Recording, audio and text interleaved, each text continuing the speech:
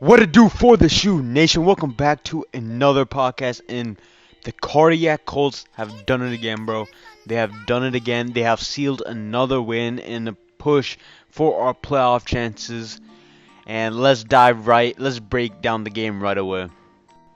Offense played absolutely phenomenal, just like we've been seeing these last couple weeks. We saw Jonathan Taylor get a lot of touches. He had 16 carries for 83 yards and one touchdown. And T.Y. Hilton also had another monster game. Nice to see him involved. But I think the leading receiver this time was Zach Pascal with 5 receptions for 79 yards and 2 TDs. So if you have him, you got your fantasy points. And it's I think I'm sort of glad that T.Y. Hilton wasn't as more involved as his game because I'm a big fan of not relying on just one single receiver. I'm a big fan of relying on multiple receivers. Not saying I don't want T.Y. Hilton to have a big game because he's definitely one of the top wide receivers in this league. But I just like seeing Phillip Rivers spread the ball around more, which is exactly what we expected from him before the season started, and it's exactly what he's doing now. So it's nice to see Zach Pascal, a reliable wide receiver we can count on throughout the entire year, to rack in some TDs. Boy, it's nice to see Zach Pascal fit in back into our rotation again. We saw MPJ have a couple of touches as well. We didn't see much performance from Marcus Johnson as usual. We didn't see much performance from him since that Bengals game. I believe we should get him more involved, but those things take time. I believe he still has to develop more, but Zach Pascal had a monster game, and Nyheim Hines and JT had once again a monster game. In our offensive line did a phenomenal job on creating holes. Of course, our blocking was kind of leveling off at doing some parts of the game, but nevertheless, they were playing at a consistent level for most of the game. And on the defensive side, we do have some struggles on there. I just want to give props to our D line in through the entire game. They sacked Deshaun Watson for 5 times for a total of 31 yards lost. And DeForest Buckner, the mastermind behind our defensive line, the leader behind our defensive line, mastered his own 3 sacks this game. So he did add some impressive stats to his resume this season. It's nice having him back. Still feels like we haven't had him back in forever, even though he's been back for 2 weeks. It still feels nice to have DeForest back. And Denico Autry had 2 sacks of his own this game. Denico Autry also had a monster game. I believe he's our leading sack pass rusher this season, and he's having a phenomenal career. He better have a Pro Bowl selection this year. He's doing phenomenal things for us, and for the amount.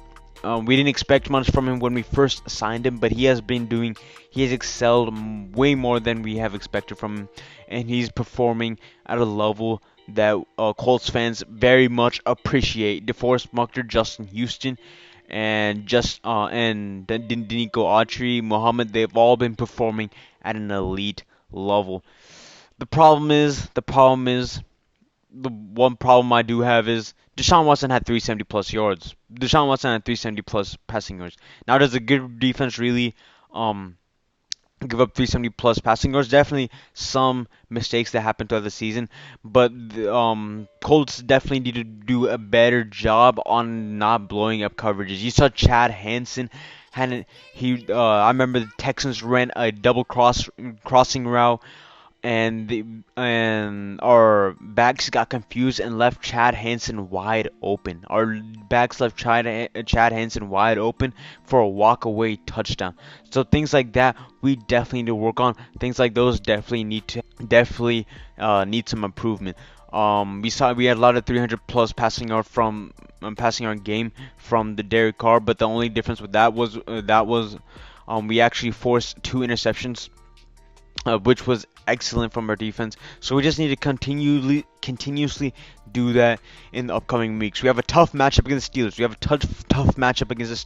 Which is an easily winnable game, and winning this game really puts our defense in the spotlight and the team as a whole in the spotlight. So we definitely this win definitely hopefully got our priorities straight and gets humbles us a little bit, humbles the defense a little bit.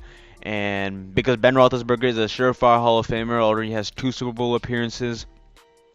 Uh, and James Conner, their O line is pretty decent, I guess, and their wide receiver core is amazing. They have Juju, Chase, and Deontay Johnson, which we definitely need to contain. So I think Matt Eberflus needs to change up the play coverages.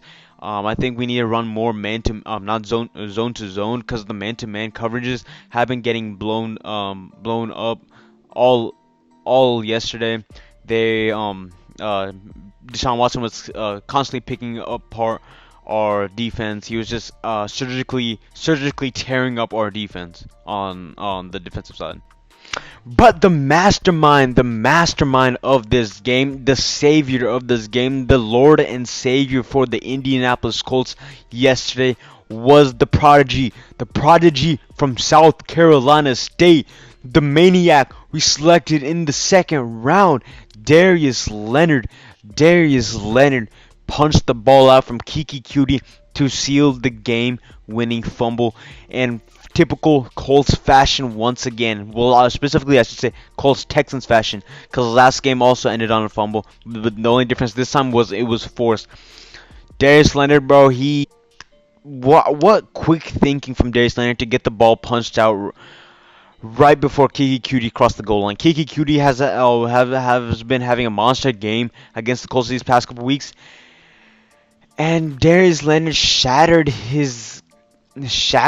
Kiki Cutie by punching, just ripping the ball out from his under his tuck, and we recovered in the end zone, resulting in a touchback. This is how you force turnovers. This is why our defense is considered one of the best in the league. It doesn't matter about the numbers. It doesn't matter about the numbers we gave up. Numbers certainly do play a part. Don't get me wrong. Numbers certainly do play wrong. But for example, in the previous game, you could have like 20 sacks, for example, on Deshaun Watson. He could still put up 300 yards because they don't run too much. They only pass. Because if we look at the stats actually, Deshaun Watson was 33 for 41, completing 9.1 yards per attempt. So those are pretty. So he passed a extraordinary amount. So that's probably why he had so many passing yards this game, because of how non-existent the Texans' running game was against our D line. They were forced to pass. So I guess you can make the argument that the number of passing yards Deshaun Watson put up doesn't reflect our defensive performance. But nevertheless, so this is for anyone that thinks numbers tell the whole story. Well, Darius Leonard would tell you otherwise, bro. He punched the ball out and secured the game-winning fumble, and our defensive line would also tell you otherwise. So, what a performance by our defense on all fronts of the. What a performance by the Colts on all fronts of the ball.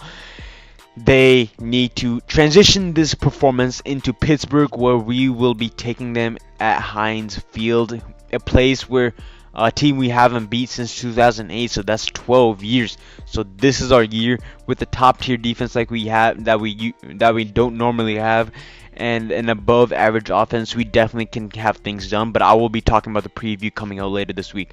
So that's all. That wraps it up for the podcast, bros. If you like the video, if you're a new viewer, please hit the subscribe button, like and comment your takes on the video. If you're a new subscriber, if you're already subscribed, thank you so much. You all mean so much to me. Also leave a comment, drop a like and subscribe. Comment down below your takes on the video. And without further ado, I will quit wasting your time, and I'll see you next time, Colts Nation. Peace out.